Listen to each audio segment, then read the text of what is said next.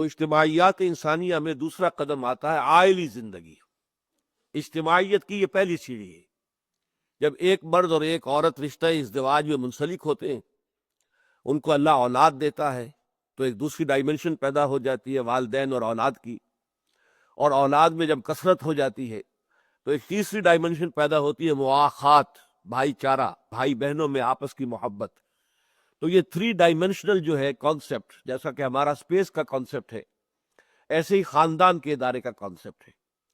اور ظاہر بات ہے کہ کسی بھی معاشرے کے استحکام کے لیے لازم ہے کہ پہلے اس کی اجتماعی اکائی جو ہے، یہ یونٹ ہے خاندان، یہ مستحکم. یہی وجہ ہے، میں تفصیل سے بیان کر چکا ہوں کہ قرآن مجید میں سب سے زیادہ تفصیلی احکام آئلی قوانین کے ضمن میں دیے گئے. معاشی احکام بھی ہے، کچھ سیاسی ہدایات بھی ہے، لیکن محدود چند. اصل سارا زور ہم دیکھتے ہیں قرآن مجید میں کہ پہلے آئلی قوانین، یہ رشتہ کیسے وجود میں آئے گا شوہر اور بیوی کا، پھر یہ کہ ان کے کیا حقوق ہیں ایک دوسرے پر، خاندان کا سربراہ کون ہے، اگر اس میں سیپریشن ہو تو اس کی شکل کیا ہوگی.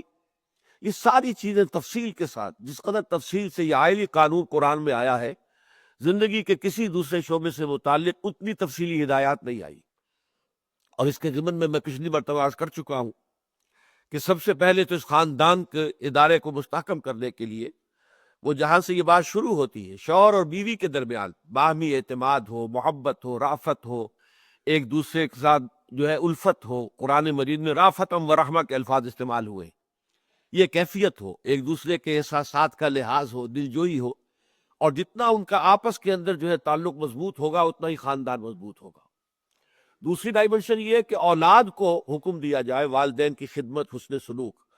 اس لیے کہ والدین جو ہے وہ تو اپنے جو ان کا انسٹنکٹ ہے، وہ اولاد کی محبت تو ان میں ہوتی ہی ہے. کہنے کی ضرورت نہیں ہے کہ اولاد سے محبت کرو، بلکہ وہاں تو روکا جاتا، زیادہ محبت نہ کرو. وہ آج خاص طور پر اس درس کے اندر آپ کے سامنے بات آئے گی، اس سے پہلے سورہ تغابن میں آ چکی ہے.